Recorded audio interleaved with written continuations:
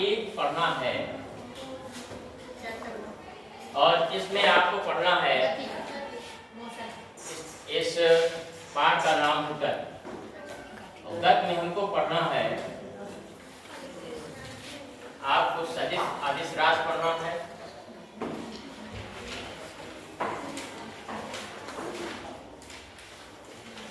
सदिश रास पढ़ना है,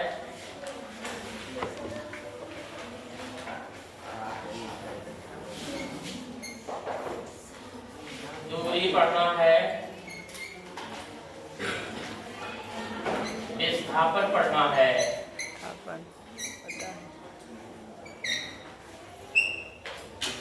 हमको अदिश रास पढ़ना है, सदिश रास पढ़ना है, दूरी पढ़ना है, विस्थापन पढ़ना है।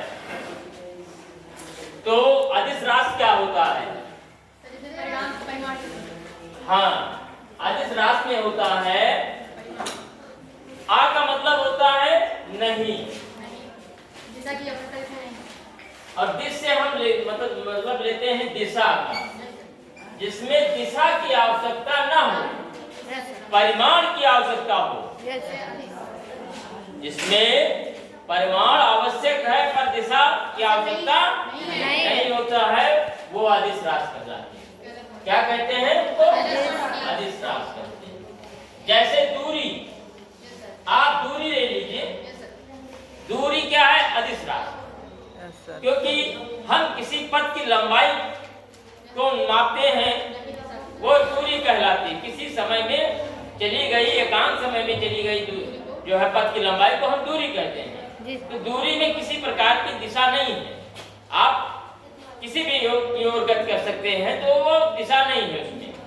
एक दूरी में दिशा नहीं होती है, उसमें सिर्फ परिमाण होता है कि आपसे कह दिया जाए 5 किलोमीटर चलना है, तो आप 5 किलोमीटर किस साइड में जा रहे हैं, दिशा से लेना देना नहीं है आपका, तो ये अदिश रास है।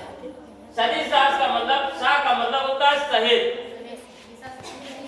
अब सा का मतलब हो गया सहित, और दिश का मतलब दिशा, जिसमें दिशा और परिमाण दोनों हो, जिसमें दिशा और परिमाण दोनों हो, वो क्या हो जाएगा? सदिश रास। सदिश रास। अब जैसे आपका विस्थापन ले लीजिए।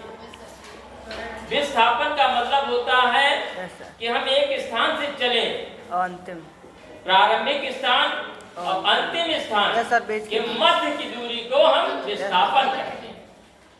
तो उसमें दिशा की आवश्यकता होती है। जैसे आप अपने घर से निकले स्कूल जाने के लिए, और स्कूल की दिशा निर्धारित है, तो आपकी प्रारंभिक क्या वो दूरी है, और यहाँ पे अंतिम दूरी है, उसके बीच जो वो होगा वो विस्थापन कहलाएगा। ठीक है, तो विस्थापन हो जाएगा। तो ये इसमें दिशा की जो है और परिमाण की आवश्यकता होती है, दिशा और परिमाण। तो ये क्या होगा? सदिश रास। ठीक है,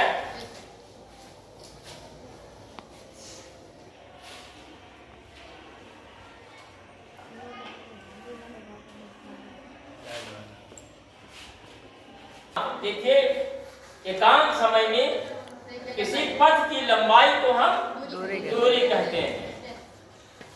एकांत समय में किसी वस्तु द्वारा चली गई पथ की लंबाई को दूरी कहते हैं। किसी लंबाई, पथ की लंबाई को मापे हम, वो दूरी कहलाती है एकांत समय में।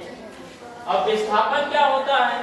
विस्थापन ये होता है किसी गतिशील वस्तु द्वारा प्रारंभिक स्थान से अंतिम स्थान के मध्य की